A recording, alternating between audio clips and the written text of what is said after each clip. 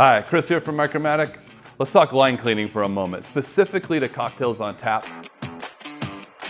With cocktails on tap, we're gonna clean the lines every 14 days, just as you would with your beer lines. Now, if you do switch products, switch cocktails, you go from a margarita to say a Moscow Mule, go ahead and give that line a flush. There's all sorts of different ingredients with cocktails on tap that can gum up the system. So even before that scheduled line cleaning, run warm water through the system just to get everything cleaned up.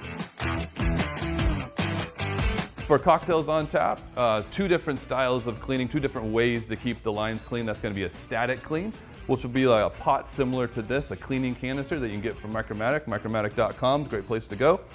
Or circulation cleaning. Circulation cleaning uses a pump that's going to connect here at the point of where the faucet attaches and circulate that line cleaning solution, that alkaline-based line cleaning solution through the system.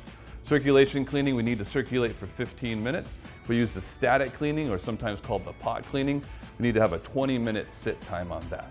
We need to make sure that alkaline-based solution is around 80 to 100 degrees. We want to have warm water for cleaning the lines and then flush with cool water. We always want to make sure that we're flushing with water after we've had the line cleaning solution in the lines. Do not go right back to the product, which happens quite a bit. So line cleaning solution, water, and then back to product. The faucet here is going to be one of your most vulnerable locations. That's where oxygen is touching the product. So every day we want to wipe down that faucet. And when your line cleaner does come in on that 14-day mark, he or she is going to tear down each one of those faucets, no matter what the product is, including cocktails on tap. Give everything a good clean, a good scrub, replace any O-rings or washers that may need to be replaced, and get that put back together for you.